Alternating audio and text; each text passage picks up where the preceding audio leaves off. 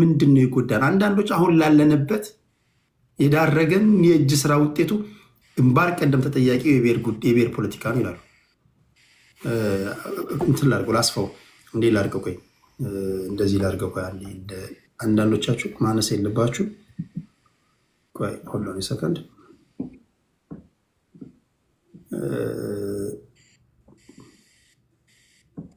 ሴቲንግ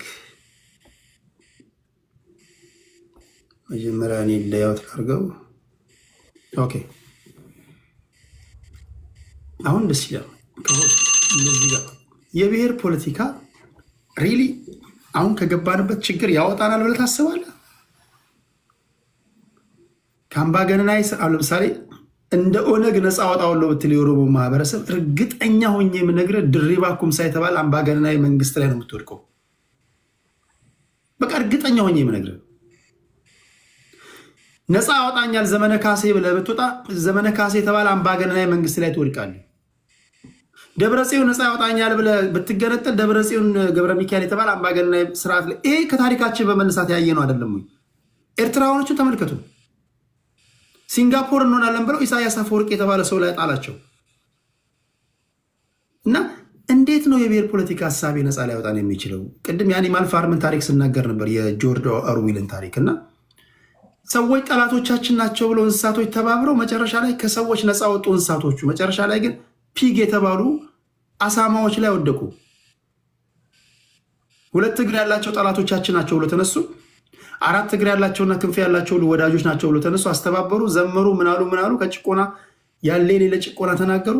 ነፃ ከወጡ በኋላ ግን አይቶም ሰምቶም የማያውቁት ጭቆና ላይ ወደቁ እና እስኪ የብሔር ፖለቲካ ሀሳቤ ላይ ያላችሁ አመለካከት እንዴት ነው? በእርግጥ ይህን ስል የብሔር ፖለቲካ በሚቀነቀንበት ሀገር ላይ አሁን ተነስቼ የአማራ ፖለቲከኞችን ወይ የኦነግን ወይ ቲፒኤልኤፍን የብሔር ፖለቲካ ተውልለው አልችልም። ቅኝቱ የብሔር ከሆነ በተያያዘለ ቅኝት ነው የምትጫወተው እንጂ በሌላ ቅኝት አትጫወትም። እና እኛ ግን የዚህ ዘመን ልጆች ሪሊ የብሔር ፖለቲካ ያዋጣል ብለን አምነን የገባና ወይስ እንዴት ነው? እስኪ በዚህ ጉዳይ ላይ እናውራ። ቡርቃ ዝምታ ከአንተ ልጀምርና ከዛ ሞሺ ከዛ የት ነበር ከአንድ ዞር ከሄድን በኋላ ይበቃል። ይሁንሽ እንግዲህ እኔ እንኳን የተወሰኑ ነጥቦችን ለመመለስ ያስኳቸው ነበሩ።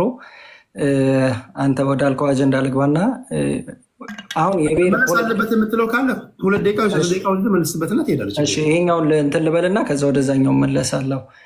የብሔር ፖለቲካ ያዋጣናል ወይ ቀጣይ አምባገነን የሆነ መሪን ራሳችን ላይ እናመጣም ወይ የሚለውን ነገር ከማንሳታችን በፊት የብሔር ፖለቲካው ለምን መጣ፣ መነሻው ምንድን ነው የሚለውን ነገር ማወቁ ተገቢ ነው። ሰዎች የግል መብታቸው ሲጣስ ይታገላሉ አይደለም? የግል መብትን ኢንዲቪዥዋል ራይትን ለማስከበር። ከዛ ግን እንዳንተው አይነት ደግሞ በተመሳሳይ ማህበረሰብ ውስጥ ያለ እንደ ግሩፕ ሲገፋ እንደ ግሩፕ መታገል ትጀምራለህ። አሁን እንደ ግሩፕ መታገል ትጀምራለህ የምል ምንድን ነው? ስርዓት እንደ ስርዓት ህዝቦችን እየመራ የሚቀጥልበት ወይም ደግሞ የሚሄድበት ሁኔታዎች ላይ አንተን ለብቻ ለይቶ የሚያጠቃቅ ሲሆን በማንነት፣ በባህል፣ በቋንቋ፣ በታሪክ አንተ ከሌሎች ጋር ያለህን እኩሌታ የሚነጥቅ ከሆነ ምን ታደርጋለህ? ያንን እኩሌታህን ለማስመለስና ለማግኘት ምን ታደርጋለህ? ትግል ውስጥ ትገባለህ። ለምሳሌ አሁን የኦሮሞ ብሔር ተወላጅ ናንተ ኦሮሞ ለምሳሌ በታሪኩ የሚገራ አሁን ተገፍቷል በምትልበት ጊዜ እንኳን እንደ ሀገር የሚያስቡ አሁን ድረስ ንግግሮቻቸውን ጽሁፎቻቸውን የምናነብላቸው የምናደንቃቸው ፖለቲከኞችን ያፈራ ነው። ዶክተር ሰናይ ልኬ ማንሳት ትችላለህ። የወዝ ሊግ መስራች ናቸው፣ ሶሻሊስት ናቸው። ኃይሌ ፊዳ ማንሳት ትችላለህ፣ ሶሻሊስት ነው። አንድ ችግርተኛ መንገድ ላይ ሳይ ይህን ችግርተኛ የመለወጥ ኃላፊነት አለብኝ እያለ ለሚስቱ በነገራችን ላይ ሚስቱ በህይወታለች ለሚስቱ የሚናገር ሰው ነው። በብሔር ከአንተ ጋር ኦሮሞ ሊሆን ይችላል፣ በሀሳብ ግን ለየት ነበር ወይ ለእኔ ይቀርባል። የኃይሌ ፊዳ ሀሳብ እነን ኦሮሞ ላልሆነ ለብዙዎች ይቀርባል። እና የቱ ጋር ነው ጥፋቱ? አሁን እነሱ ጋር ጥፋት አለ አይደለም? እንግዲህ አሁን ይሄ ምንድነው ጥፋቱ? የቱ ጋር የታጠፍ ነው እኮ አሁን ወደዛ ልመጣልህ ነው። እንግዲህ አሁን እነዚህ ሰዎች አሁን ኃይሌ ፊዳን አንስተከው ነበረ፣ በዛው ልክ ባሮ ቱምሳ ነበረ። ኢትዮጵያ ውስጥ የኦሮሞን መብት ኢትዮጵያ ውስጥ ሆነን ማስመለስ እንችላለን ብሎ ኃይሌ ፊዳ ሲያስብ፣ ባሮ ቱምሳ ግን ኖ ኢትዮጵያ ኦሮሞን ካልበላች እና ኦሮሞን ካልገፋች ኢትዮጵያ ሆና መቀጠል አትችልም ብሎ ነበር የሚያነሳው። ልዩነት የተፈጠረው ጥፋቱ እዛ ጋር ነው። አሁን ኦሮሞ ኢትዮጵያ ውስጥ ሆኖ መብቴ ሊከበርልኝ ይችላል፣ ታግዬ ከኢትዮጵያኖች ጋር ሆኜ የራሴን መብት ጠይቄ ማስመለስ እችላለሁ ብሎ የሚያምን አለ። አሁንም አለ፣ ያ ማህበረሰብ ሊኖርም ይችላል። ነገር ግን ደግሞ ኖ እኔ መጀመሪያ ራሴ መቆም መቻል አለብኝ፣ የራሴን መብት ራሴ መጠየቅ መቻል አለብኝ። ሌሎች እኔ ስጠነክር፣ እኔ ስፈረጥም፣ እኔ የኔን ጥያቄዎች ወደፊት ገፍቼ ይዤ ስመጣ ይሄ ማህበረሰብ ጥያቄ አለው፣ ይሄም ከኛ እኩል ነው፣ ይሄም የሚፈልገው ነገር አለ የሚለውን ሀሳብ እንደ ራሳቸው ሲቀበሉት ከኔ ጋር ሊታገሉ ይችላሉ የሚል ሀሳብ አለ። አለበለዚያ ግን ቅድም አንድ እንትን ሳልላት ወጣች እንጂ እኛና እናንተ የሚባል ነገር ተፈጥሯል እዛ ሀገር ውስጥ። ኢትዮጵያ የኛ ወይም ኢትዮጵያን ጠባቂ የኛ፣ ሌላው ኢትዮጵያን የሚገፋና ኢትዮጵያን የሚያፈርስ ተደርጎ የተሳለበት መብት መጠየቅ ሀገር ማፍረስ አይደለም። መብት የሚጠይቁ ሰዎችን ደግሞ መብታቸው እንዳይመለስ ማድረግ ማለትም ሀገር ማዳን ማለት አይደለም። ሀገር የምትድነው ተማምነን ህመማችንን ቁስላችንን ስናውቅ ነው። ያ ህመም ምንድን ነው? እኔ ጋራ ያለ ችግር ካለ እኔ ጋራ ያለውን ችግር አንተ መረዳት መቻል ነው። ያንን ለማድረግ ደግሞ እኔ ለአንተ ማስረዳበትን መንገድ ማወቅ መቻል አለብኝ። አሁን ይሄንን መንግስት አሁን ያለውን መንግስት እኒ ከዛ በፊት የነበረውን መንግስት እኒ አሁን ደርግ ምንድን ነው የነበረው? አንድ ኢትዮጵያ ይል ነበር አይደለም? በቃ ኢትዮጵያን ለማዳን ማንም ወደኋላ ማለት የለበትም ይል ነበረ። እንዴት አይነት የትኛዋን ኢትዮጵያን? ለሁሉም የተመቸችዋ ኢትዮጵያ ናት? በዛ ሰዓት መከራ የሆነችበት አልነበረም ኢትዮጵያ? ታሪኩ፣ ባህሉ፣ ቋንቋው፣ ሃይማኖቱ አውጥቶ መናገር ያልቻለ አልነበረም? ሰዎች በብሔር ብቻ አይደለም በሃይማኖት ሊደራጁ ይችላሉ። ሃይማኖታችን ተገፋ ብለው ሲያስቡ በቋንቋቸው አሁን ወደ ብሔሩ መጥተው በብሔራቸው ሊደራጁ ይችላሉ፣ ተገፋን ብለው ሲያስቡ ማለት ነው።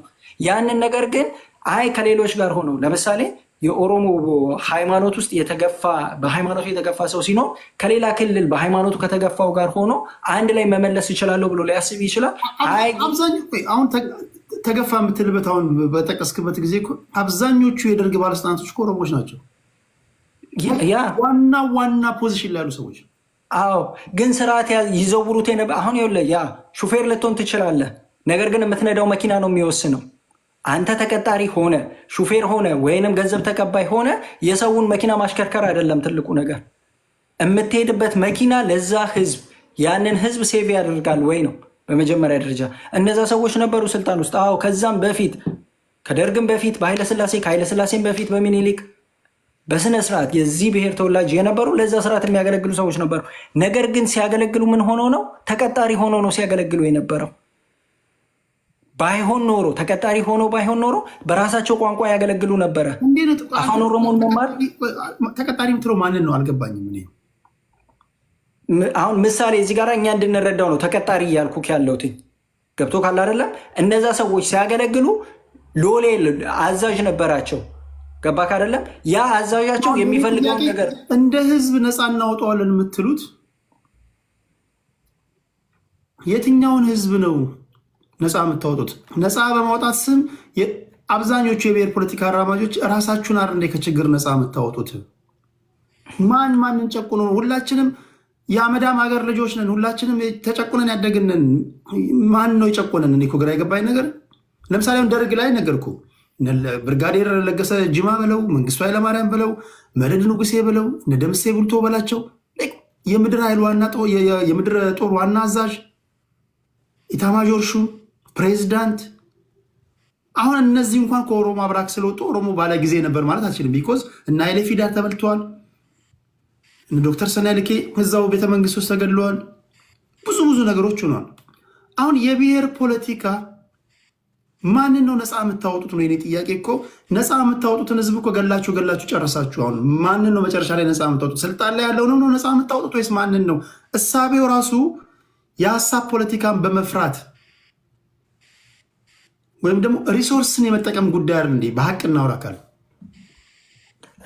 እንግዲህ አሁን ይኸውልህ እነዛን ሰዎች ታነሳቸውና አሁን ወደዚህ ወዳለው ስርዓት ተመጣለህ። አሁን እንደነዛው ሰዎች አሁንም እንደዛው እዚሁ ስልጣን ላይ ያሉ ሰዎች አሉ። አሁን እነዚህ ሰዎች ኦሮሞ ሳይሆኑ ቀርቶ አይደለም። ብርሃኑ ጁላ ልታነሳ ትችላለህ፣ ሌሎቹንም ልታነሳ ትችላለህ። እነዚህ ሰዎች የብሔር ችግር ኖሮባቸው አይደለም። ነገር ግን እየሄዱበት ያለው መኪና የኦሮሞ ማህበረሰብን የሚወክልና የኦሮሞ ማህበረሰብን የሚጠቅም መኪና አይደለም። ሌላውን ሊጠቅም ይችላል። መኪና ብዬ የማነሳልህ ሰዎች እንዲረዱት ነው። ወይንም እየሰሩት ያለው ስራ ልበለ። አሁን ይህንን ስል ከሌላም ብሔር አሉ እነሱ የሚሰሩት ስራ ልክ ነው ማለት ግን አይደለም። ስርዓቱ የተበላሸ ሲሆን ስርዓት ውስጥ ያሉ ሰዎች ይበላሻሉ። ማንነታቸው፣ ሃይማኖታቸው፣ ብሔራቸው፣ ጾታቸው አይደለም ትልቁ ነገር። ያ እነሱ ይዘውት የሚሄዱት ስርዓት ህዝቡ ይቀበለዋል ወይ ነው። ስለዚህ ስብስቡን ፓርቲውን ከተለያዩ ብሔሮች በተወጣጡ በሀሳብ ላይ የተመሰረተ ፓርቲ መስርተ ነው እንጂ መጣል ያለብህ ከህዝብ ጋር ለምን ታገናኘዋለህ? ለምሳሌ ከኦሮሞ ህዝብ ጋር ለምን ታገናኘዋለህ? ለምን ከአማራ ጋር ታገናኝልኛለህ? ለምን ከትግራይ ጋር ታገናኝልኛለህ? ሁላችንም እኮ አልኩ፣ ሁላችንም ኢትዮጵያ ምድር ላይ የስቃይና የመከራ ቤተ ሙከራዎች ነን። ሁላችንም ኢትዮጵያ ውስጥ የደላው ብሔር አለ የለም። ዘንድ በቃ አመራሮችን መቀየር ከሆነ አመራሮችን ተመካከራ ነው። እናንተ አንተና ሞሼ ለምን አንድ መድረክ ላይ ተቀምጣችሁ ሀሳብ ጨምቃችሁ አታውጡም? ከየት ነበርክ ጋር ከኔ ጋር ሆነ? ለዛ ነው ይኸውልህ ቅድም የፖለቲካ ርዕዮተ ዓለም ብዬ ያነሳውልህ መጀመሪያ በትግሉ መጀመሪያ ላይ ቅድም እንትኑ ላይ ነበረ እና የፖለቲካ ርዕዮተ ዓለም የሚባል ነገር አለ። ምንድን ነው የምትፈልገው? አንተን እንድትታገል ያደረገክ ምንድን ነው? እኔን እንድታገል ያደረገኝ መገፋት ነው። መገፋት ከሆነ ወይንም ያጣሁት ነገር ሊሆን ይችላል እኔን። አንተ ደግሞ የበላይነት የምትፈልግ ሊሆን ይችላል፣ ወይንም ደግሞ አንተ የጎደለብህ የምትለው ነገር ሊኖር ይችላል። ያ ነገር ያስማማካል ወይ? መጀመሪያ እዛ ነገር ላይ መስማማት አለብህ። አሁን ለምሳሌ የኦሮሞ ፖለቲከኞች በኦሮሞ ህዝብ ጥያቄ ሊስማሙ ይችላሉ። የኦሮሞ ፖለቲከኞች ስለ የኦሮሞን የህዝቡን ጥያቄ ይዘው ለረጅም ዘመናት የቆዩ ሰዎች ወይንም ደግሞ የህዝቡ ጥያቄ መሆን ያለበት ይሄ ነው ብለው ያነሱ ሰዎች፣ አሁን እነዛ ሰዎች ሊስማሙ የሚችሉት ለምንድን ነው? አንድ አይነት ቋንቋ የሚያወራ ህዝብ አላቸው። ተመሳሳይ የሆነ ባህል አላቸው። ማንነት ላይ ማንነት ስለ ያው አመሰራረቱን ህገ መንግስቱን በስነስርዓት አስቀምጦታል። አሰፋፈሩ ትክክል ነው ብዬም ባላምን ማለት ነው። በእነዚህ ነጥቦች ላይ እነዚህ ፖለቲከኞች ይህ ማንነቱን ያጣ ቋንቋውን፣ ባህሉን፣ ታሪኩን ያጣ ማህበረሰብ ታሪኩ፣ ቋንቋው፣ ባህሉ፣ ማንነቱ ሊመለስለት ይገባል። ከዛም ባለፈ ደግሞ በማንነቱ የደረሰበት በስርዓት ውስጥ በደል አለ ይባላል። ለምሳሌ እሱን አሁን ያልከውን ሌላው አይቀበለውም። ቆይ ለምንድነው የማይቀበለው? አሁን እኛ እኮ የጠፋብን ሲስተም ነው አይደል? እኔ አንተ ሶስታችን ተሰብስበን እዛች ሀገር ላይ ሲስተም ኢንስቶል ማድረግ አለብን። በቋንቋ እንድትማር፣ ባህልን እንድታንጸባርቅ፣ ምግብን እንድትበላ፣ አልባሳትን እንድትለብስ፣ ይሄ መብት ነው። ይሄን የሚቃወም ካለ የህግ ጉዳይ ነው። እንኳን አይደለም ሀገር ላይ ቀርቶ ሰው ሀገር ላይ ፈለግነው ለብሰን እየወጣ ነው አይደል? ራቁቱ የሚወጣ ራቁቱን ይወጣ፣ የሚለብስ ይሆናል። ይሄ ግን ፖለቲካ አይሆንም። ይሄ በፖለቲካ ታሪክ መሆኑን ማያውቅም። ለምሳሌ አልባሳት የተከለከልኩኝ፣ ቋንቋ የተከለከልኩኝ ምናምን ልትል አትችልም። አሁን ባለበት ነባራዊ ሁኔታ ደግሞ እኔ እናንተ እኮ ከተስማማን የሚያዋጋን ነገር እኮ አይደለም፣ የሚያታኩሰን ነገር አይደለም። የቡርቃ ዝምታ ኦኬ። እዚህ አካባቢ ላይ ኦሮሞዎች፣ የኦሮሞ ብሔር ተወላጆች በብዛት አሉ። ስለዚህ እንደሚፈልጉት እንደየአሰፋፈራቸው እንደ ቋንቋ ተናጋሪው ትምህርታቸውን በኦሮምኛ ያሉ፣ የስራ ቋንቋ ኦሮምኛ ነው። ዘን ሁለተኛው ቋንቋ የትኛው ነው? አማርኛ ነው። አማርኛ ታደርጋለህ። ትግረኛ ነው። ትግረኛ ታደርጋለህ። ይሄ እንዴት ያታኩሰናል? ወይም ብለህ ይሄ እንዴት አይጥና ድመት ያደርገናል? ይሄ ጥያቄ። ኦኬ አሁን አንተን አንድ ጥያቄ ልጠይቅና ቴዲ፣ ምናልባት ጥያቄን በጥያቄ መለስከው አትበለኝና፣ አዲስ አበባ ላይ አፋን ኦሮሞ ትምህርት ይሰጥ ተብሎ ነበረ። ኔቨር መሰጠት የለበትም የሚል ወገን ተነስቶ ነበረ። አሁን ይሄ እንግዲህ እኔ ልጄ ወይንም አይ ቲንክ ልጄ የለኝም ልጄ ያልኩኝ ወንድሜ ወይንም የቤተሰብ አንድ አካል በራሱ ቋንቋ እንዲማር ፍላጎት ካለኝ ኖ መማር የለበትም ካለ ከዛ ሰው ጋር እንዴት ምንድን ነው ልታደርግ የምትችለው? ቴዲ አካሄድ እሺ፣ አካሄድ አሁን የተናገርከው ስቴትመንት ሮንግ ነው። ነገሮችን በጣም አብስትራክት ባናደርጋቸው በውይይት ሰዓት ላይ እና ታንጅብል የሆኑ መረጃ ያላቸው ነገሮች እንነጋገር። ቋንቋን በተመለከተ አዲስ አበባ ከተማ ላይ ኦሮምኛ ይማሩ ሲባል እምቢ ወይም የተቃወሙ ሰዎች ነበሩ የሚል የፖለቲካ የትግል መነሻ አድርገን ለማስቀመጥ ስለሞከርክ ነው። ይሄ ትክክል አይደለም። ኦልዌይስ አዲስ ነገር ሲመጣ ጫማ እንኳን አድርጉ ሲባል የነበረውን ጦርነት እናስታውሳለን በታሪካችን እና ይሄ ሆኗል። ይሄ የኦነግ ትግል ምንጭ ነው ብትለኝ አልቀበልም። ሁለተኛ ደግሞ የኔ ልጅ የኔ ወንድም ምናምን የምትለው ራሱ ዲፋይንድ አይደለም። ዊች ዩር ብራዘር የትኛው ክፍለ ከተማ ላይ ነው ያንተ ወንድም? ምክንያቱም አንተ ኦሮሞ አዲስ አበባ የኦሮሞ ነው በሚለው ሀሳብ ብቻ ነው ኦሮምኛ ይማሩ ብለህ ስለወሰንክ ስላልተቀበሉ ወንድሜ አልተማረም እንዳይማር ተፈረደበት፣ ስለዚህ ይታገላለሁ ልትል ነው። ይሄ ትክክል አይደለም። ምክንያቱም የሌላ ብሔር ሰዎች ኦሮምኛ እንዲማሩት ተጭኖባቸዋል ብለው ሊያስቡ ይችላሉ። ብለው እኔ ቋንቋ ቻይንኛም የተማሩ እንደሆነ ታውቃለህ። አዲስ አበባ ውስጥ ብዙ ወጣት ቻይንኛ ይማራል። ምክንያቱም ለመውጣት ይፈልጋል። አረብኛ እየተማሩ ሳውዲ አረቢያ እየሄዱ ነው። የቋንቋ ችግር ነው፣ ሀሳብ ነው። ግን ልክ ይሄ አሁን ያቀረብከው ትንታኔ እየረዘመ መጣ። ለምን ኦነግ እየታገለ እንደሆነ ለማስረዳት ወደ ሬሰንት ፌኖሜና እሱ እየጠየቀ ስትነትን የነበረው ሂስትሪ ነው። 70 ዓመት በጣም የተሰለቸ ፖለቲካ አቅርበ አሁን ደግሞ 70 ዓመት አይደለም። አሁንም ላከይድ ብለክ ወደ አንተ መጣለሁ። ቀጥሎ ወደ አንተ መጣው። አሁንም ይሄ ጭቆና የኦሮሞ ህዝብ ጭቆና ስላለበት ነው የምታገለው እያልከን ስለሆነ ትክክል አይደለም ልልህ ፈልጌ ነው። ቀጥል። ኦኬ፣ ወደ የቡርቃ ዝምታ ልምጣ። እኔ አንድ ቃል ጠቅም ኢትዮጵያ ውስጥ ያሉ ብሔር ብሔረሰቦች እንደ ህዝብ ከሆነ የምትወስዷቸው የትኛውም ብሔር በተለየ ሁኔታ የደላው የለም። ግለሰቦች ከሆኑ ደልቷቸዋል። አዳኝ ነው ዘዴ ስለ ግለሰቦች ነው የምናወራው። ማይ ፍሬንድ እኔ 3 ቋንቋ አቀላጥፌ እናገራለሁ። የሆነ ነገሩ ስለግባብል እልል ያለ ኑሮ እኖራለሁ። ውረድ ትለዋለህ። ምንድን ነው ተጎርጉሯል፣ ገብቶባል፣ እንትን ሆናል ምናምን አዘልለዋለሁ። እኔ ከፈለኩ ምንድን ነው ምንም እኮ የሚጠይቅ ነገር የለውም እግዚአብሔርን ካልፈራ በስተቀር። በጣቱ እንዲቆም ላደረገው እችላለሁ። እሱ አይደለም ፖይንቱ። ለወጣበት ማህበረሰብ የሚጠቅመው ምንድን ነው ነው?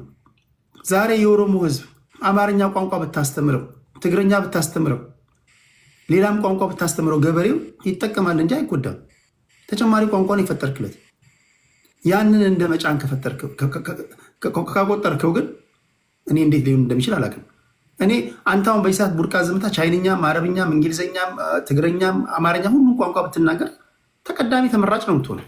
እንዴት ይሄ መጫን ይሆናል? የኔ ጥያቄና ኦኬ፣ መጫን እንኳን ቢሆን እንዴት ያታኩሰናል? ኦኬ፣ ያታኩስ እንኳን ቢባል በዚህ ዙሪያ ላይ ለመነጋገር እንዴት በብሔራችን እንቧድናለን? አንተ ከኦሮሞ ነው፣ እሱ ከአማራ ነው፣ እሱ ከትግራዋይ ነው። አንዳችን አንድ ሀሳብ ላይ ተስማምተን አንድ ወጥ የሆነ ህግ ማርቀቅ እንዴት ይከብደናል?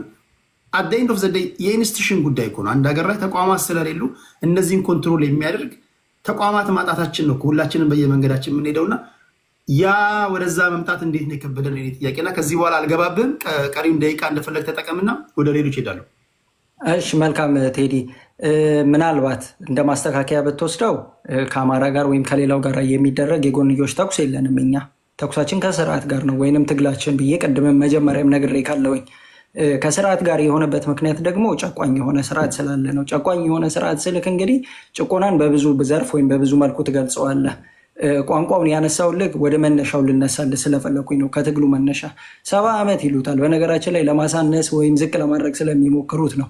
70 ዓመት ቢሆነውም የሚያሳፍር ነገር አይደለም። በኦነግ ትግል ፍሬ ፈርቷል። አዎ ፍሬ ፈርቷል። ዛሬ ላይ አፋን ኦሮሞን መማር ችሏል። ይሄ ጀነሬሽን በቅርብ ጊዜም ቢሆን ኢህአዴግ በሚባል መንግስትም ቢሆን ሰው አንገቱን ቀና አድርጎ የኦሮሞ ነኝ ብሎ መናገር እንዲችል ሆኗል። ከዛ በፊት ማለት የማይችል ይሸማቀቅ የነበረበት ጋላ እየተባለ መጥፎ ስም እየተሰጠበት ራሱን እንዲጠላ ይደረግበት እንደነበረው አይደለም። አሁን ላይ የጨቆና አለ፣ ጨቋኝ ስርዓት አለን፣ ህዝብ አለን አይደለም እያልኩ ያለሁት። ከህዝቡ ጋር የሚደረግ ምንም አይነት ጸብም የለም። ስርዓቱ ደግሞ ጨቋኝ ነው ስንል በምን አይነት ነው የሚጨቁን ካልክ ከእሱ ፖለቲካ ሀሳቢ ውጭ ከሆንክ ሀሳብህን አንተ በፈለግከው መንገድ የምትገልጽ ከሆነ ከዛም ባለፈ ደግሞ እዛ ሀገር ውስጥ አንተ እሱ ከፈቀደው እንቅስቃሴ ውጭ የምትንቀሳቀስ ከሆነ እንደነዚህ አይነት ጭቆናዎች አሉ። ይህንን ጭቆና ደግሞ መታገል እፈልጋለሁኝ። እኔ ስል ሌላው አካል አሁን ስልጣን ላይ ያለው መንግስት ራሱ የኦሮሞ መንግስት ነው፣ የኦሮሞማ መንግስት ነው። ለምን ትታገለዋለህ ሊለኝ አይገባም። ምክንያቱም የደረሰብኝ በደል ቁስልን እኔ ነኝ የማውቀው። እኔ እያየሁኝ ነው። የኦሮሞ ወጣት እናቱ ፊት አባቱ ፊት እየተረሸነ ያለው የኦሮሞ ፖለቲከኞች፣ ምሁራን እኔ እያየሁኝ ነው። ከአይኔ እስር ቤት እንግዲህ መቼም አዲስ አይደለም ማረለሁላችሁ ነው። ምናልባት አንድ ብለህ ልጠራልኝ የምትችል ሰው ሊኖር ይችላል። ጀልበቴ ያ አሁን በዚህኛው ስርዓት ነው እንግዲህ ወደኋላ እኮ አይደለም ተመልሼ እየሄድኩ ያለሁት። አሁን እየታገልን አይደለ? አሁን የምንታገልበትን ነገር አለ እያነሳሁ ላይ ያለሁት።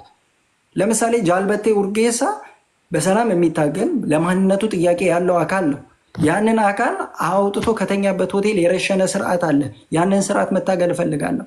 በሱ ሀሳብ ስላልሄደ ብቻ የእሱን ሀሳብ ስላልገዛ የተቃወመውን የፖለቲካ ኤሊት የሚገድል ስርዓት ነው። ያንን መቃወሜ ለሌላው ሊቆረቁር አይገባም። ከዛ ባለፈና አማኑኤል ወንድሙ በዚህ ስርዓት ነው ቤተሰቦቻቸው እያዩ የተረሸኑት። ሁላችሁም የምታውቁት ደምቢዶሎ ላይ የ17 ዓመት ወጣት አሁን ላይ ኦሮሚያ ላይ የሚደረግ ግፍ መከራን አንተ ቴሌግራም ላይ ተለጥፏለህ። የሰው ልጅ አስክሬኑ በአህያ እየተጎተተ እየተኬደ ነው ያለው። ያንን እቃወማለሁ። ያ እየተደረገ ያለው የት ነው ካልከኝ እኔ የምኖርበት ኦሮሚያ ክልል ውስጥ ነው እኔ እያየሁ ያለሁት። አማራ ክልል ውስጥ የለም፣ አማራ ላይ የደረሰ በደል የለም አይደለም እያልኩ ያለሁት። ግን እኔ ኦሮሚያ ላይ ማቃት ክልል ላይ የኖርኩበት ማህበረሰብ ውስጥ ይሄ በደል እየደረሰ ነው፣ ይሄ ግፍ እየደረሰ ነው። ይሄ ማህበረሰብ በነፃነት ሀሳቡን መግለጽ አልቻለም።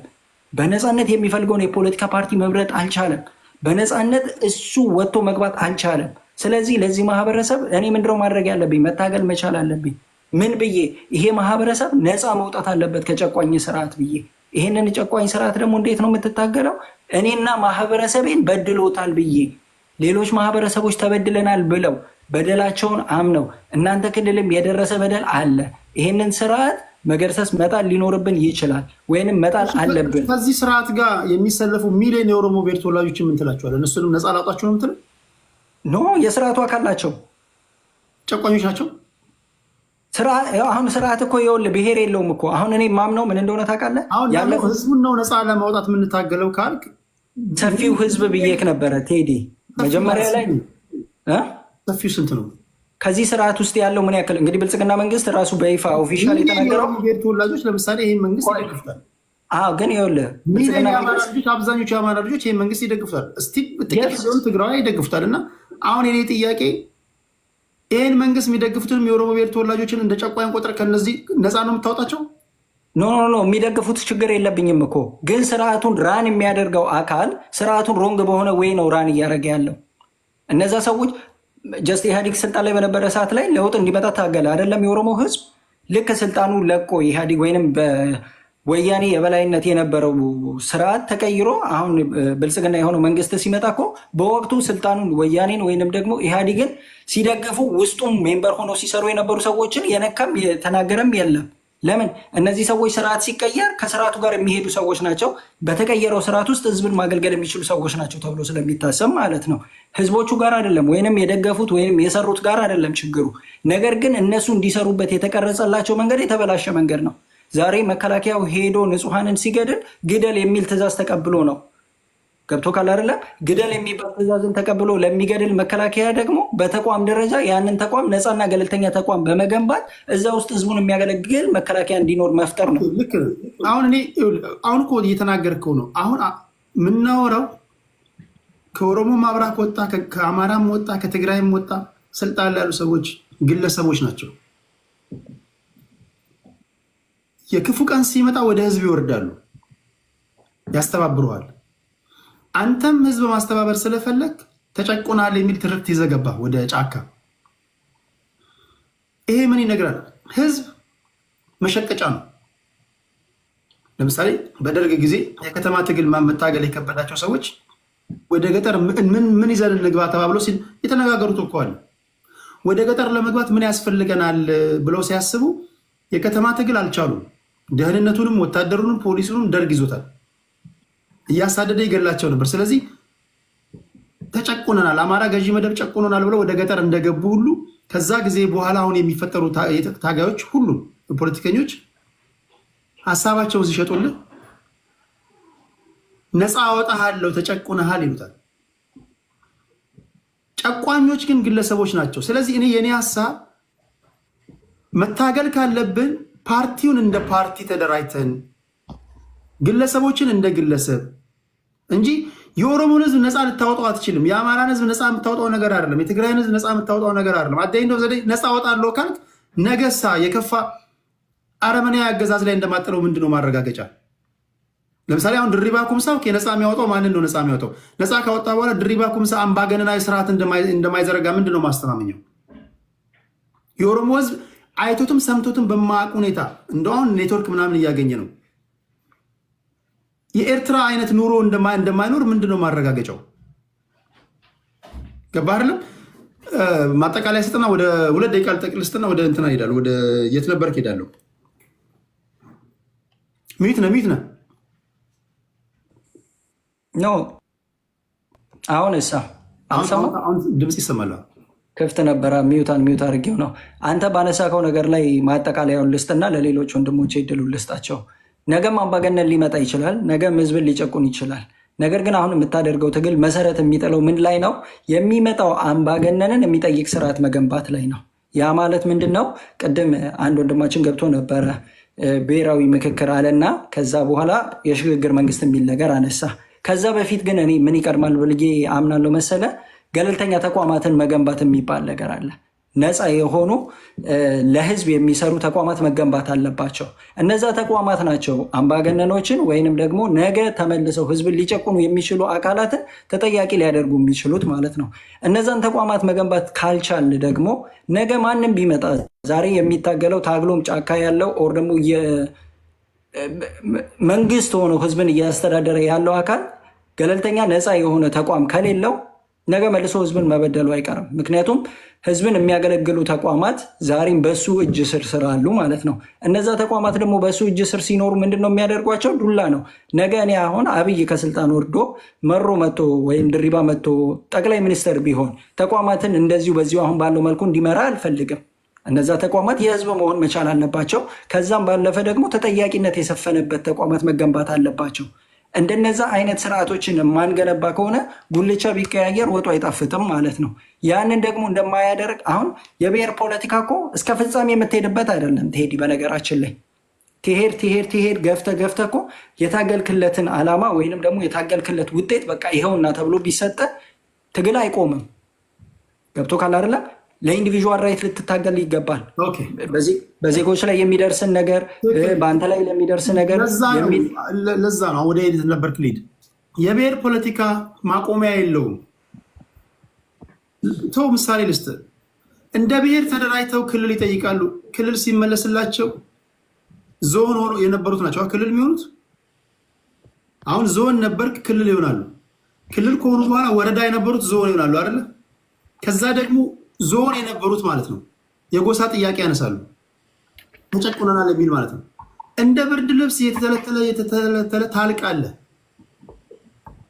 እንጂ የብሔር ፖለቲካ ያውም እኛ ቢያዝንበት መንገድ ራስን በልቶ ሳይጨርስ የትም አደርስም። እኔ የሚያሳዝነኝ ለዛ ነው። አንድ ነገር ላይ እንስማማ። ህዝቡ መተወኛ ነው። ህዝቡ ቁማር ማስያዣ ነው እንጂ አሁን ለምሳሌ የቡርቃ ዝምታ አንታውን ጭንቅላት አንሶ አይደለም ወይም ደግሞ ሀገርን የሚያሻገር ሀሳብ ማመንጨት ከብዶ አይደለም። እኔ እያልኩ ያለሁት ከዚህ ሳቤ ወተን በሀሳብ ላይ የተመሰረተ ፖለቲካ ለምንድን ነው ማናራምደው? ለምን በርዕዮተ ዓለም ዙሪያ ላይ አንከራከርም? ሶሻሊዝም ነው የሚያዋጣን ወይስ ፍሪ ማርኬት ኢኮኖሚ ነው? ሚክስድ ነው ወይስ ምንድን ነው የሚያዋጣን? ሀገር በቀል ነው? ኢንዲቪጁዋል ራይት ይከበር ወይስ ግሩፕ ራይት ይከበር? የውጭ ጉዳይ ፖሊሲያችን እንዴት ይሁን? ከኬንያ ጋር እንስራ ወይስ ከሶማሌ ጋር እንስራ? ከዛ በኋላ እንዴት ነው የወጣቱን ችግር እኔ እናንተ ስልጣን ላይ ብንወጣ እንዲህ ነው የምንፈታል ብለን እንዴት እንንገረው? የሚሰደዱትን ለማቆም እኛ ስልጣን ላይ ከወጣን ይሄን ስለምናደርግ አትሰደዱ። እኛ ስልጣን ላይ ከወጣን የመንግስት ሰራተኛ ደሞዛችሁን በዚህ እንጨምራለን። እንዴት እንደምንጨምር መፍትሄ እየሰጠን ከእንትና ጋር እንሰራለን፣ ይሄን እናደርጋለን፣ ሪሶርስ እናወጣለን፣ ሀገራችንን እናሳድጋለን በሚል ሀሳብ ላይ መች ነው የምናወራው? ያለ ማስተላለፍ የተቀየረ ነው። በነገር ላይ ወርልድ ዊ አር ኢን ኢዝ ግሬት ፓወር ፖለቲክስ ውስጥ ነው ያለው። አይደለም እንደ ብሔር እያወራ ፓን አፍሪካኒስት ሆነ እንኳን አትችለው መሆን አለም ያለበትን ነገር እኛ ደግሞ ያለንበትን ሉክ እንደ ኦሮሞ እንደ አማራ ምናምን እያወራ ነው። የአረ ማስተላለፍ በተቀየረበት በዚህ ሰዓት ላይ እንዴት ነው ይሄ ነገር አዋጭ ሊሆን የሚችለው? ኦኬ አባቶቻችን አያቶቻችን ይሄን ሰጡን። ኦኬ እኛ ደግሞ ወጣቶች በእነሱ ባሰመሩን የመጫወቻ ሜዳ እንሂድ ወይስ ሌላ የመጫወቻ ሜዳ እናስምር? ቢያንስ ከኛ በኋላ ለሚመጡ ሰዎች ይሄ ሀሳብ ያ ነው የሚያሳስበኝና እስቲ እናንተ የምትሉትን በሉና እንሰነባበታለን። ቴንክ የቡርቃ ዝምታ ቴንክ በጣም ከልብ ነው የማመሰግነው። የት ነበር ወደ አንተ ልምጣ። እሺ ቴዲ፣ ብዙዎቹን ነገሮች አንተ ብልሃቸዋል። የብሔር ፖለቲካ እንደምታየው ነው ማለት በጣም ራሱን የሚቀያይር እና አይነቱን ለይተህ መድኃኒት የማትፈልግለት አይነት ቫይረስ ነው። በጣም ከባድ በሽታ ነው። ምክንያቱም ኦነግ በቂ ነው፣ በቂ ምሳሌ ነው ኦነግ። በቃ እንደ ቅርፊት እንትን ትለዋለህ፣ ከላይ አንድ ነገር መስሎ ይቀጥላል፣ ራሱን ይቀያይራል። ስንተኛው ስቴፕ ላይ ነው አሁን ኦነግ ያለው? ከመጀመሪያው ጀምሮ ብታየው ቅርፊቱን እየላጨ እንደ ጥያቄውን እየቀየረ ይቀጥላል። ይሄ ወጣት ልጅ አሁን እስከሚያረጅ ድረስ እድሜ ካለን እናየዋለን። እንደዛ ያደረገ ያስተላልፋል። ቢኮዝ ዜር አር ሰም አድቫንቴጅስ የነሱ አድቫንቴጅ አላቸው። ኢትዮጵያ ላይ ደግሞ ኢንትረስት ግሩፖች አሉ፣ በደንብ ፈንድ ይደረጋሉ፣ መሳሪያ የሚሰጣቸዋል፣ ገንዘብ የሚሰጣቸዋል፣ ውጭም ወደ እንዲፈልሱም ይደረጋል። የሁሉም ብሔር ነው። አንድ አጋጣሚ ሆኖ የቡርቃ ዝምታ ወንድሜ በጣም ይቅርታ፣ እኔ ያው አጌንስት የብሔር ስለሆንኩኝ ፊት ለፊት አንተ ስላለ ኦነግም ስለተባልክ ነው። ሁሉንም የሚመለከት ነው የማወራው። የሁሉንም ብሔረሰቦች ታጋይነን የሚሉ ጫካም ያሉ በንፉቅቅ ልሂድልህ ለብሔሬ ለሚሉት ስልጣን ላይ ያሉትም ሊሆን ይችላል እና እነዚህ የውጭ እጆች ሁላ የሚዘውሯቸው ፓርቲዎች አሉ ኢትዮጵያ ውስጥ። ከህዝቡ ምንም ሳያገኙ የህዝብ ጥያቄ ነው ተብሎ ተጽፎ የተሰጣቸው አጀንዳ ይዘው ገንዘብ ይዘው የሚሰሩ ናቸው እና እነዚህ የህዝብ ጥያቄ የሚመልሱ አይደሉም። እናም ደግሞ የሚያርፉም አይደሉም። እነሱ ላይ ተስፋ ማድረግ አንችልም።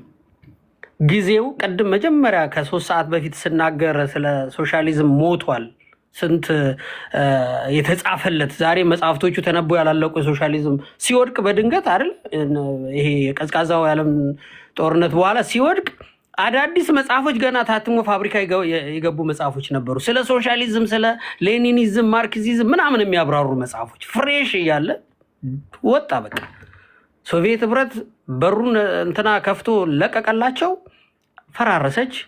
አይዲዮሎጂው ዓለም እጃችን ላይ እንዳለ አይደል መንግስቱ ኃይለማርያም እሱ አሁን ይሄ የሚያቆለጳጵሰው ሚክስድ ኢኮኖሚ ምናምን የሚለው ተረግጦ በግድ በቃ የት ይሄድ? ሶሻሊዝም ከሞተ ወደ ካፒታሊዝም ለመምጣት ሲሳደበው የኖረ ነው ምናምን የሚደግፈው የለም። መሀል ላይ በሁለት እግር ቆሞ ተቀበለው እና ይፈርሳሉ። የብሔር ፓርቲዎች፣ የብሔር አስተሳሰቦች በድንገት እጃችን ላይ ይጠፋሉ።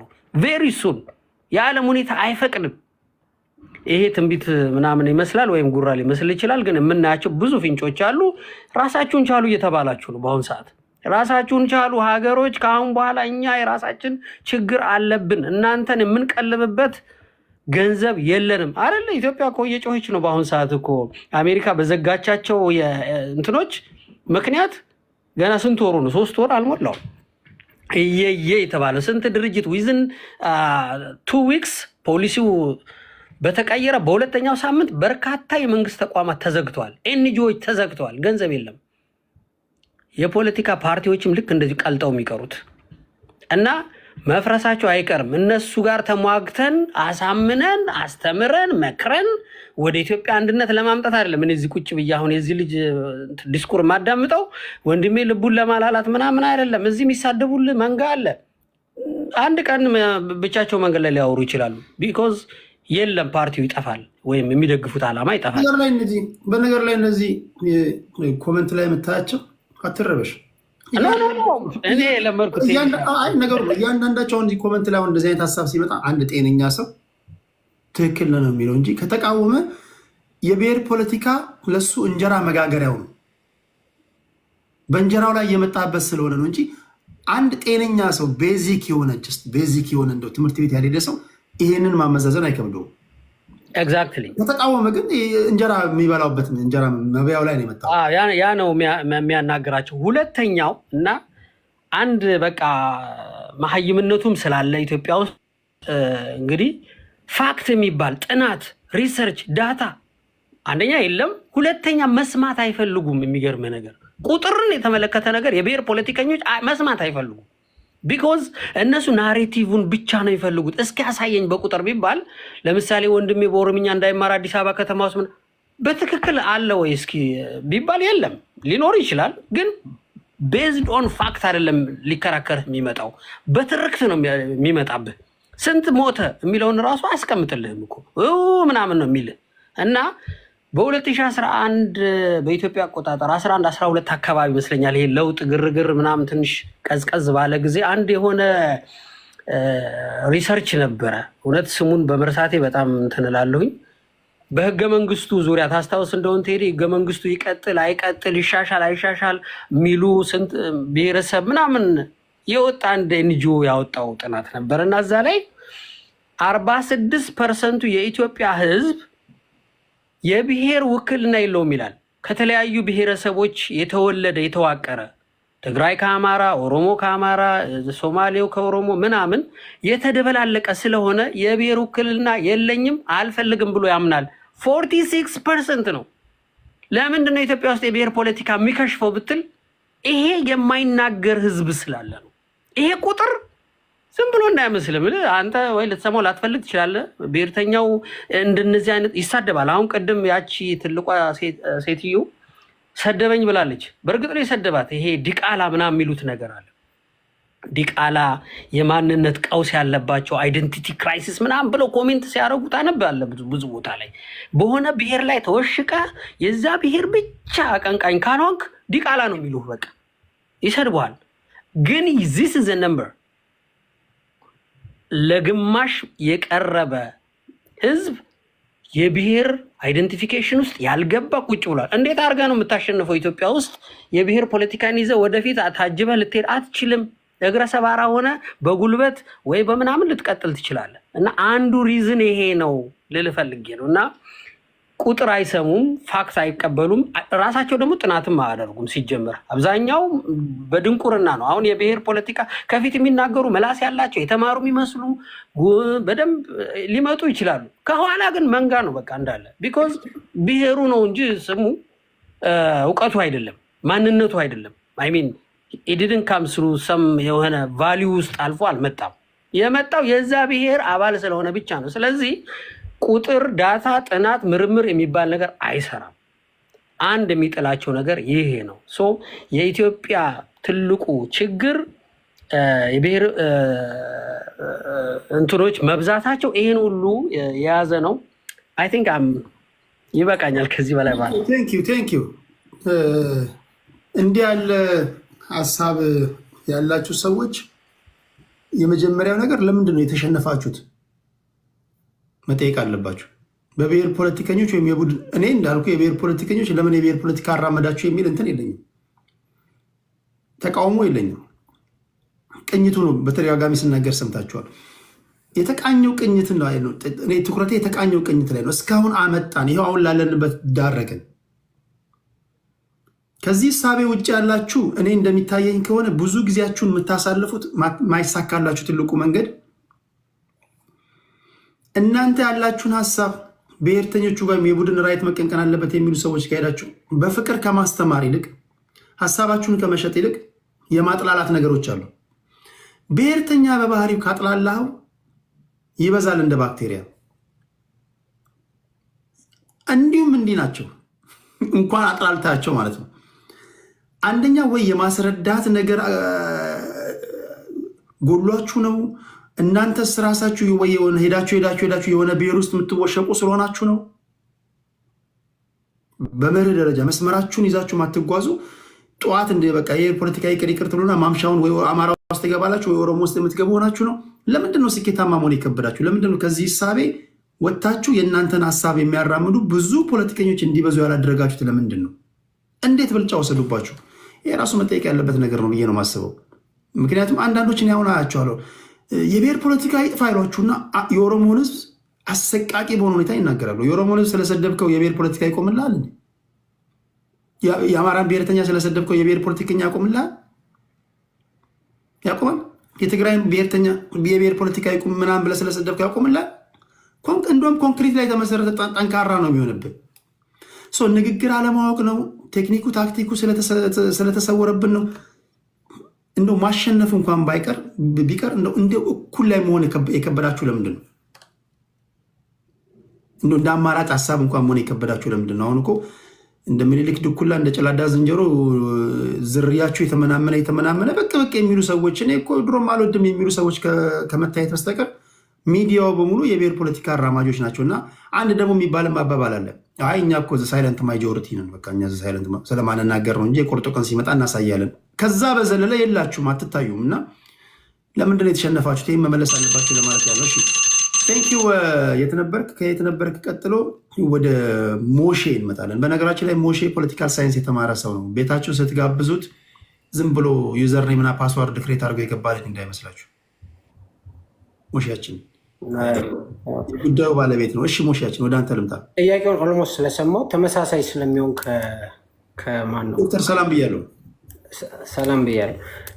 ከቡርቃ ዝምታ ጋር ተመሳሳይ ስለሆነ በዛው ላይ እንትን ልበልበት ልመልስ። ለመመለስ ልሞክር። በመርህ ደረጃ አሁን ከተነሱት ሀሳቦች ጋር ሁሉ እስማማለሁ። በመርህ ደረጃ ልዩነት የሚጀምረው የመጀመሪያው ነገር የብሔር ፖለቲካ አራማጅ ሁሉ አት ኤንድ ኦፍ ደ ሮድ ወደ አምባገንነት ይቀየራል ሁሉም ብዬ አላምንም። የመጀመሪያው ነገር እሱ ነው። እሱን ያዝልኝ፣ እሱን ማብራራት ይችላሉ። ምክንያቱም ኢትዮጵያዊ ብሔርተኛ ነን የሚሉ ኃይላት የጦር ኃይሎችም ሌሎችም መፈንቅለ መንግስት ኢትዮጵያ የሚያካሄድ በኢትዮጵያ ብሔርተኝነት ጭንብል መጨረሻ ላይ እሳት የላሱ አምባገነን ሆነው አይተናቸው። ለምሳሌ ደርግን ብትወስድ ደርግ ጁንታ ሆኖ ሲወጣ ኢትዮጵያዊ ብሔርተኛ ነው፣ ኢትዮጵያዊ ሞት የሚል ነው። ግን የኢትዮጵያን ሕዝብ እንደ አጠቃላይ እንደ ኢትዮጵያዊም እንደ ብሔር ብሔረሰብም ጨርሷል።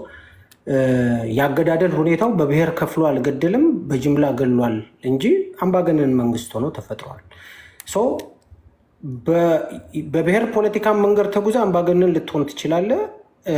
በትክክለኛውም ያለ ብሔር ፖለቲካ መንገድ ተጉዛ አምባገነን ልትሆን ትችላለህ። ዋናው እንዴት ነው ሃንድል ማደርገው ነው፣ እንዴት ነው ማስተካክለው የሚለው ነው፣ መንገዱ ነው። ስለዚህ እኔ ዘመነ ካሴ አሁን ወይ ደግሞ ሀብቴ አት ዘ ኤንድ ኦፍ ዘ ዴይ አምባገነን ይሆናሉ ብዬ አስቤ አይደለም። ቢሆን እንደዛ ብዬ አስቤ ቢሆን ኖሮ ፍሮም ዘ ቢጊኒንግ አልደግፍም ነበር። ለምን መሰለኝ? እኔ እኮ ከዓመታት በፊት ኢትዮጵያዊ ብሔርተኛ ነኝ። የመመረቂያ ፎቶ ስር የነበረው እኮ እኔ ኢትዮጵያዊ ነኝ እናንተስ ምንድናችሁ ብዬ ተጠየቅ ነው ያደረኩት። የዛሬ 10 ኦኬ። ከታች የነበረው ፎቶ ስር ይሄ ነበር የተቀመጠው። አክቹዋሊ ገብቶኝ ነበር መሰለኝ እኔ ኢትዮጵያዊ ነኝ እናንተስ ምንድናችሁ ብዬ። ከዓመታት በኋላ ምን ሊፈጠር የሚችለው ነገር ገብቶኝ፣ ብሔርተኞቹ እንዳይሰሙ ከኢትዮጵያኒስት ነው ፈልሶ የመጣ ብሎ እንዳያባሩ። ኦፍኮርስ አብዛኛው የአማራ ብሔርተኛ ከኢትዮጵያኒስት ካምፕ ነው ፈልሶ የመጣው። ለምን መሰለ ይሆን አሁን ነጥቡ ላይ ያመጣው ነጥቡ በኢትዮጵያ ይሄ ኢትዮጵያዊ ብሔርተኛ ነኝ የሚለው ኃይል ኢትዮጵያዊ ብሔርተኛ ነኝ የት ነበርክን እዚህ ውስጥ አልከተውም። ሜይ ቢ ምሰማውን ስለሆነ ግን ፖለቲካ ላይ የሚንቀሳቀሰው ኃይል ሁለት ጭንብል አለው። መጀመሪያ ለምሳሌ በአማራ ትግል እንደ ድንገት ስልጣን ቢያገኝ የዛ የጥቅም ተቃሪ ይሆናል፣ ስልጣን ይይዛል ወይ ደግሞ ምናምን ይሆናል። ሁለተኛ ዜግነት ፖለቲካ አራምዳለሁ ይላል። በዛም አማራጭ ካገኘ ተጠቃሚ ይሆናል። ለምሳሌ ብርሃኑ ነጋ በረሃ ሲገባ አብዛኛው ጦር የነበረው ከአርበኞች ግንቦት 7 ውስጥ የነበረው የአማራ ልጆች ናቸው አብዛኛው። ምክንያቱም ካለው ጂኦግራፊ ለኤርትራ ከመቅረቡም አንጻር በሱዳን በኩል ከመውጣቱም አንጻር የአማራ ተወላጆች ነበሩ የነበሩት እና በአማራ ፖለቲካ ሞከረ የአማራ ልጆች በውስጥ በመክተት ግን በዘውግ የብሔር ፖለቲካ ህብረ ብሔራዊ ፖለቲካ በሚለው ሙከራ ሲከሽፍ የተጠለለበት የመጨረሻው አማራጭ የብሔር ፖለቲካ ውስጥ ነው። ብርሃኑ ነጋ ሬሌቫንት ነው። አሁን ትምህርት ሚኒስተርን በዚህ ጋር ትምህርት በ4ኛ በ5ኛ ይሁን እሱ አይመለከተንም። ሬሌቫንት ነው ወይ ኢትዮጵያ ውስጥ የሲስተም ለውጥ እንደሚፈታ? ኢዜማ ሬሌቫንት ነው? ዲዩ ብሊቭ ዳት? በፍጹም። ኢዜማ ይሄን መንግስት ተፎካክሮ ስልጣን ያሳጣል ብለህ ታምናለህ? አዎ የሚለኝ ሰው ካለ የዋሼ ነው የሚሆነው። አንዱዓለም አራጌና እሱ ውድድር ነበራቸው። ታስታውሱ እንደሆነ የዛሬ 2 ዓመት 3 ዓመት አካባቢ 2022 2021 ላይ የፓርቲው ሊቀመንበር ነው። ፍራንክሊ እናውቃለን። አንዱዓለም አራጌ እኩል ከብርሃኑ ነጋ ጋር ምርጫ ተወዳደረ። አንዱዓለም አራጌ አማራ በመሆኑ አልተመረጠም። ኢትስ ሲምፕል ላይክ ዳት። ምክንያቱም ይሄ ተመሳሳዩ በረሃ ሲደረግ የነበረው ነገር ነው። አንዱዓለም አራጌ አያውቀውም እኮ ይሄን። አንዱዓለም አራጌ ኢዜማ ስለሆነ ስልጣን ላይ ውድድር ላይ ወጣ። አማራ በመሆኑ ከስልጣን አልተወረደ። ፓርቲውንም ጣጥሎ ወጣና የግል ህይወቱን መኖር ጀመረ። ስለዚህ አማራው ከ1950ዎቹ 60ዎቹ ዓመት ጀምሮ በዜግነት ፖለቲካ እየሞከሩ ባሉ ኃይላት እኮ ተስፋ ቆረጠ። ወንድሜ እኔ እኮ በ10 በ15 ዓመት ተስፋ ቆረጥኩ። ኢህአፓ መጣ፣ የዜግነት ፖለቲካን በማርክሲዝም ሌኒኒዝም ጀቡኛው እንደዚህ መሬት እንደዚህ አድርጌ አለ። ደርግም አፄ ኃይለሥላሴ አማራ ናቸው። አፄ ኃይለሥላሴን መፈንቅለ መንግስት ያደረገባቸውን እኮ ደርግ እኮ አማራው አልተቃወመም። የአማራ ብሔርተኝነት አብዮት ተነሳ የሚባለው በፀሐይ ወንቁ ስላሴ ጊዜ ነው፣ ጎጃም አካባቢ። አፄ ኃይለሥላሴን ሲታገል የነበረ እንደ አማራ የተነሱ ጥያቄዎች እኮ ነበሩ። የጎጃም ገበሬዎች አመፅንም ጨምሮ ማለት ነበሩ ጥያቄዎች። አማራው አፄ ኃይለሥላሴ ላይ ጥያቄዎች ይጠየቁ ነበር። ደርግ ሲያስወግዳቸው ለምንድን ነው ይህን ሰው እያስወገዳችሁት? እሱ እኮ አማራ ነው፣ አገዛዙ የኛ ነው ያለ አማራ አልነበረም። እሱን ተቆጥቶ በረሃ የገባ ነው። ኢዲዩ ነበረ። ኢዲዩ ውስጥ ግን የኦሮሞም ደጃዝማች የአማራም ደጃዝማች የትግሬውም ምናምን ተቀላቅሎ አፄ ኃይለ ሥላሴንም ለማንሳት የመጡ አማራዎችም ስለሆኑ ናቸው። ትክክል። እሱን እኮ ነው አልጠቀሙም። እንደ ሀገር ጎድተዋል ብለው ታመነ። መፈንቅለ መንግስቱ ሲካሄድ አብዮቱ ሲካሄድ የሀገር አብዮት ነው፣ የህዝብ አብዮት ነው። ስለዚህ አማራው ራሱ የህዝቡ ጥያቄ አንዱ አካል ስለሆነ ዝም አለ። ኦኬ። ይሄን ተይዘው የመጡት ግን ግራም ሆነ ቀኝ ዘመም የሆኑ ኃይሎች ምንድን ነው ያደረጉት? ከዛም በኋላ ራሱ አማራው የማይፈታበትን ጥያቄዎች እየሰጡት መጡ። 97ንም ውሰድ አሁን ድረስ በዜግነት ፖለቲካ የሚሰሩ ድርጅቶችን ያቸው ጥያቄዎቻችን አልተፈቱም። እንደ አማራ የምንጠይቃቸው ከዓመታት በፊት የነበሩት እንደውም ውስብስብ እየሆኑ መጡ። ስለዚህ ሞክረህ ጫማ እግር ውስጥ አልገባም ካለ በባዶ እግር ትሄዳለህ። በባዶ እግር እግርህን አትቆርጠው። ስለዚህ ልታደርግ የምትችለው ምንድነው? ጫማው ካልገባልህ በባዶ እግር ነው የምትሄደው። ስለዚህ አማራው ምንድን ነው ያደረገው? የመጫወቻ ሜዳው የሚፈቅደው የብሔር ፖለቲካን ነው ለካ። የመጫወቻው ህገ መንግስቱ የብሔር ፖለቲካን ይፈቅዳል። የተደራጁት ኃይሎች አማራውን በብሔር ፖለቲካ አንጻር የሚከሱ ናቸው። ለዚህ ነው ለካ በዜግነት ፖለቲካ የሰሩ ድርጅቶች የከሰሩት የሚል ድምዳሜ እኔ አይምሮ ውስጥ መጣ። ኦኬ። ክላሽ ይዘህ እየሄድክ በቢላ ይዘህ እየሄድክ የክላሽ ጦርነት ለማድረግ እንደማለት ነው። ስለዚህ ለካ የከሸፉት ድርጅቶች በብሔር ፖለቲካ እንቅስቃሴ ውስጥ ምንም አይነት ጥቅሜን ሊያስጠብቁልኝ አልቻሉም፣ ከዚህ በኋላም አይችሉም። ስለዚህ ማድረግ የምችለው ምንድን ነው? በራሴ መቆም መሞከር አለን። አሁን እኮ እናንተ ናው ዩ ጋይስ አር ስክሩድ አይደለም? ሀቅ ነው። ቅርቃር ውስጥ ነው ያላችሁት። ህዝቡን እንኳን ማሳመን አልቻላችሁም። ቅርቃሩን ንገረኝ እስኪ በደንብ እናውራ። ቅርቃሩ የሚታወቅ ነገር ንገረኝ። አሁን ያለው ትግል ማለት ነው። አሁን የቋንቋ መደበላለቁ ኢንፍልትሬት አድርገው የገቡት እንደገና ደግሞ እዚህ ምዛማው የምሰማቸው የክልል ጥያቄ በጎንደር በጎጃም አካባቢ የምሰማቸውን ከሰላምታዎች ምን ጥያቄ አለው? ቴዲ እሱ ቅርቃር አይደለም። እኔ ማለት ይገባሃል። ትክክል እኮ ነህ በመሪ ደረጃ። አሁን ለኦዲየንሱ እዚህም ላለው ኦዲየንስ ለአንተም ትክክል ነው። ቅርቃር ነው የሚመስለው። ግን አንዱ እኔ የማምንበትን ነገር ልንገርህ። እነዛ የቅርቃር ጉዳዮች ሳይሆን መንግስት ትግል የመጥለፊያ አንዱ ሜካኒዝም ነው። እኔ በነገር ላይ ጎንደርና ጎጃም ላይ የሚነሱ የክልል ጥያቄዎችን ከሩት ኮዛቸው የኢንተረስታቸውንም ጭምር ነግርሃለሁ። የጎንደር ገበሬ ጥያቄ እንዳልሆነ አውቃለሁ። የጎጃም ገበሬ ጥያቄ እንዳልሆነ የማን ጥያቄ ነው ስትል የመንግስትን አጀንዳ ተሸክሞ በጎንደር ስም ሊሰራ ያሰፈሰፈ የመንግስት አካል እንዳለ አውቃለሁ። እሱ ልክ ነው። አሁን አብዛኞቹ ክር ብለው አማራ የሚሉት ትንሽ ገለጥ ብታደርጋቸው ጎጠኞች ናቸው። ዶንቲንግ በአማራ ስም የጎጣቸውን ፍላጎት ለማሳካት ነው። አሁን አማራ እንደ ከቨር ነው የምጠቀም የሆነችው። ምን ለማለት ፈልጌ ነው? ትላንት ከነበረበት ያላየው ችግር ውስጥ እየገባ ነው። አሁን ነገ ከነገ ወዲያ ሊፈጠሩ የሚችሉ ነገሮች አሁን አዝማሚያዎችን ስታይ እዚህም እዛ የጎንደር ልጆች ተወልደ ያደግበት የጎንደር ልጆች የሚያራምዱትን የጀመሩትን ነገር የጎጃሞቹ የሚያራምዱትን አንዳንድ ይሄ የተከዘይዘ በሚል የምታውቀው ነገር ነው። አሁን ፖይንቴ ምንድን ነው መሰለህ? የኔ ንግግር በምትለው ደረጃ ህዝብን አስተባብረህ እንኳን ከጎን ማሰለፍ አልቻልክም። ቢኮዝ አንተ የምትለውን ህዝቡ ገዝቶ ቢሆን 24 ሰዓት አይፈጅም የመንግስትን ወታደር ከክልል 3 ጠራርገን ለማባረር። ተሳስተሃል። የትግራይ ህዝብ እኮ የወያኔን ፕሮግራም ገዝቶት አምኖበት በረሃ ገብቶ 17 ዓመት ነው የፈጀው። ሻቢያ እኮ ኤርትራዊ ሁሉ ከአዲስ አበባ ከሚኒሶታ ከምናምን እየዘመተ ጠቅልሎ ኢትዮጵያ ገብቶ በረሃ ገብቶ 30 ዓመት ትጥቅ ትግል ገብቷል። ህዝቡማ በነገር ላይ ህዝቡ ባይገዛው በ24 ሰዓት ሳይሆን ህዝቡ ባይገዛው ኖሮ 24 ሰዓት ፋኖ አማራ ክልል አይቆይ። የዛን ጊዜ ሳቢው አዲስ ነው። አሁን እኮ የዛን ጊዜ የናቦይ ሰባትን ንግግር ብታይ የዛን ጊዜ የደርግ ወታደር እኮ እንደውም አልተዋጋንም ነው የሚሉት። ትንሽ ስንቀርበው ወደኛ ይመጣል፣ ጭራሽ አልተዋጋንም ነው የሚሉት እነሱ። እሱ አይደለም። አሁን ብሔርተኝነቱ እንደዚህ በጠነከረበት ሁኔታ ህዝቡን እንኳን የአማራን ብሔርተኛ ወይም የአማራ ብሔር ተወላጆችን አሳምናችሁ አንድ ከጎናችሁ ማሰለፍ አልቻላችሁም። ቢኮዝ የአማራ ህዝብ እንዳልከው ወይም ደግሞ እንደሚታወቀው ብዙ አይነት እሳቤ ነው ያለው። ከገባንበት ችግር ልንወጣ የምንችለው በዚህ ነው ይልሃል። ፖለቲካችንን መስራት ያለብን በሀሳብ ፖለቲካ ነው። አት ኤንድ ኦፍ ዘ ዴይ በሀሳብ ፖለቲካ ውስጥ የእኛ የበላይነት ነው ያለው ወይም ደግሞ እኛ ልንጠቀም እንችላለን የሚል እሳቤ ያላቸው አሉ። ኤኒዌይ አሁን ባለው ሁኔታ የአማራ ህዝብ እንደው በእኔ ትንታኔ የአማራም የኦሮሞም ህዝብ ቻይኖች በተለይ ከሁለተኛ የዓለም ጦርነት በኋላ ፔሪድ ኦፍ ሂሚሌሽን ይላሉ፣ የሀፍረት ጊዜ።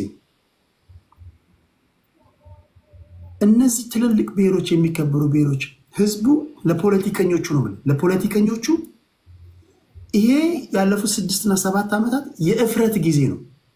ፔሪድ ኦፍ ሂሚሌሽን። የአማራ ህዝብ በታሪኩ አይቶት የማያውቀው እጅግ አሳዛኝ ነገር ውስጥ ነው የገባው። የኦሮሞ ህዝብ በታሪክ አይቶት የማያውቀው እጅግ አሳዛኝ ነገር ውስጥ ነው የገባው።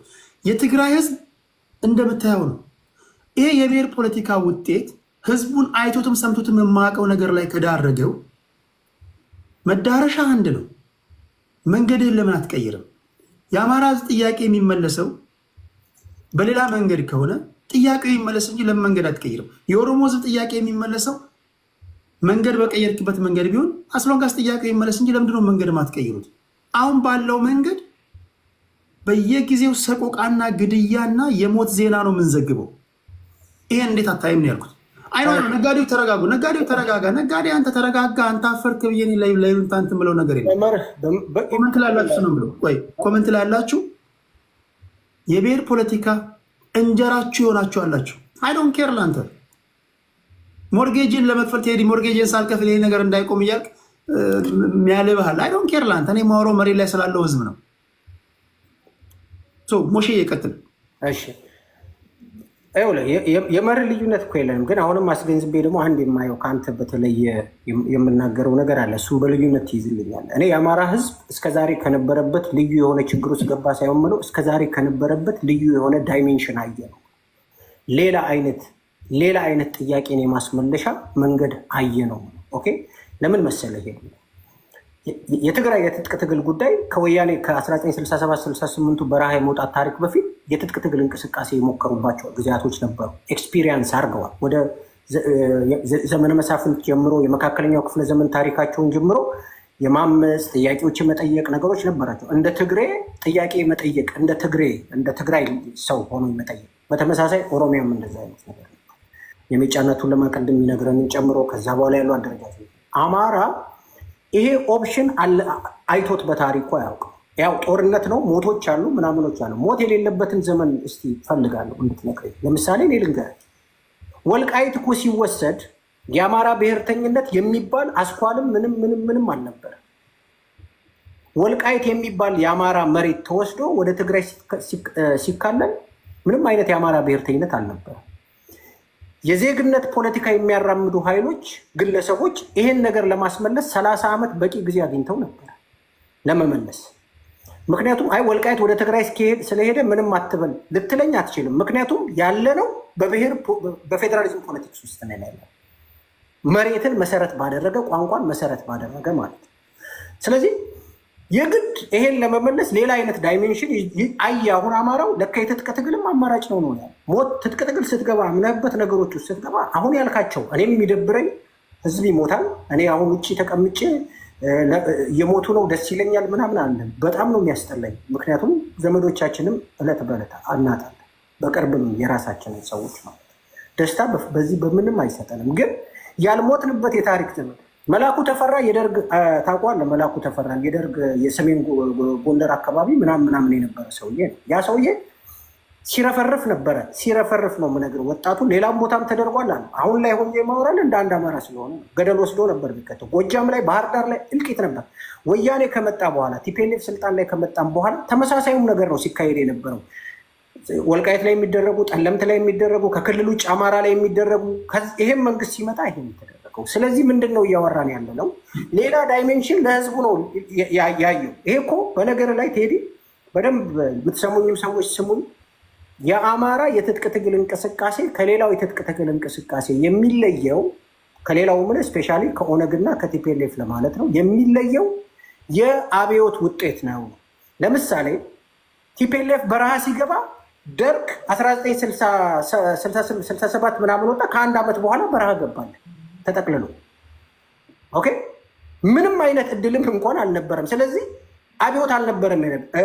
ኦነግን በተመሳሳዩ የአማራውን ግን ላለፉት 30-40 ዓመት ጥያቄዎች ሲብላሉ በዜግነት ፖለቲካ ውስጥ ለማስመለስ ሲጥር ሲጓዝ እንደዚህ ሲሆን ሲብላላ መንግስት በመቀየር ፕሮሰስ ውስጥ ጭምር አልፎ ቲፒኤልኤፍን በማውረድ በዚህ ውስጥ ሁሉ አልፎ ያልተሳካ አብዮት የወለደ ውጤት ነው።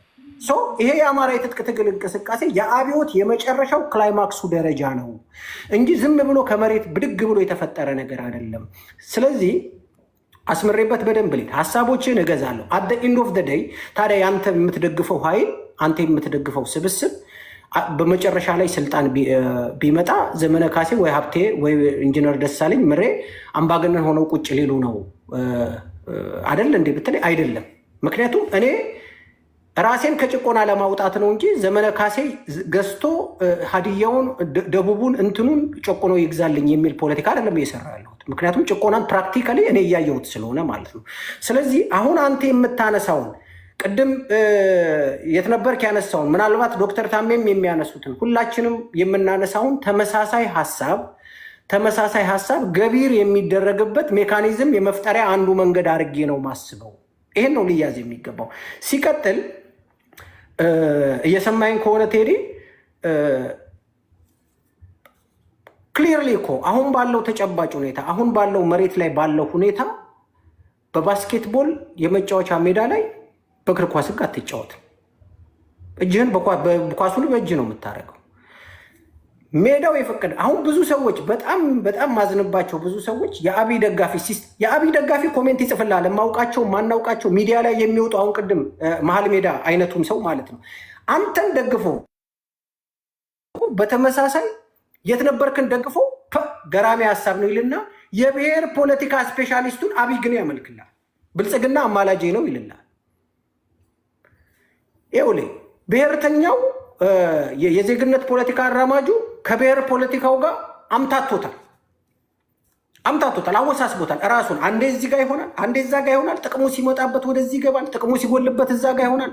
እነማን ወደ አይነቱ ማለት ነው። ስለዚህ ትግላችን አሁን ያለው ትግል እኔ ባምነው የመስመር ትግል ነው ብያ እኔ እኮ ልክ ነህ፣ ግን እኔ አንድ ለእናንተም ስለማዘን ነው። ለምሳሌ ሞሼ ፖለቲካል ሳይንስ የጨረሰ ልጅ ነው። ፖለቲካን በፖለቲካ ቋንቋ ከሚያወሩ ሰዎች ጋር ነው መሰለፍ ያለበት። ልጅ በስመ አማራ ተንጋግቶ ከሚመጣ ሰው ጋር ዝም ብለህ ፖለቲካ ማውራት የለብህም።